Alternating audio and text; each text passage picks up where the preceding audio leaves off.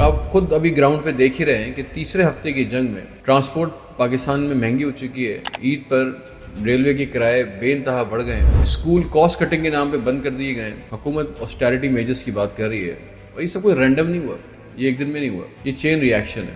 ایک اور بہت بڑا امپیکٹ ہے جس کے بارے میں بہت کم لوگ بات کر رہے ہیں اور اس کا بہت بڑا امپیکٹ پاکستان میں آئے گا, وہ ہے ریمیٹنسز. پاکستان کو سالانہ تقریباً 30 سے 25 ارب ڈالرز ریمیٹنسز کی مد میں ملتے ہیں. یہ پاکستان کا دوسرا سب سے بڑا ذریعہ ہے پیسہ کمانے کا. اور یہ زیادہ تر کہاں سے آتے ہیں؟ سعودی عرب سے آتے ہیں, یو اے ای سے آتے ہیں اور قطر سے آتے ہیں. ریمیٹنسز کا مطلب وہ ہے کہ وہ ایکسپیکٹس, وہ پاکستانی جو پاکستان سے باہر دوسرے ممالک میں رہتے ہیں, وہاں پہ محنت مزدوری کرتے ہیں, کام کرتے ہیں اور وہاں سے پیسہ کما کے ڈالر کما کے پاکستان بھیجتے ہیں. اس کو ریمیٹنسز کہتے ہیں. تو ریمیٹنسز کی مد میں پاکستان کو 25 سے 30 بلین ڈالرز سالانہ وصول ہوتے ہیں. اگر یہ جنگ بڑھتی ہے, جو کہ گلف ریجن میں آلریڈی بہت بڑھ چکی ہے, دبئی میں, قطر میں, عمان میں, سعودی عرب میں, ایران امریکن بیسس کے اوپر ان تمام ممالک میں اس پورے گلف ریجن پہ حملے کر رہے ہیں, تو اس کا نتیجہ یہ نکلے گا کہ پاکستان میں آنے والی ریمیٹنسز رک جائیں گی. انفلیشن وہاں بھی بڑھے گی, وہاں پہ بھی بے روزگاری بڑھے گی, اور جو پاکستانی وہاں پہ کام کر رہے ہیں ان کی نوکریاں ختم ہو جائیں گی.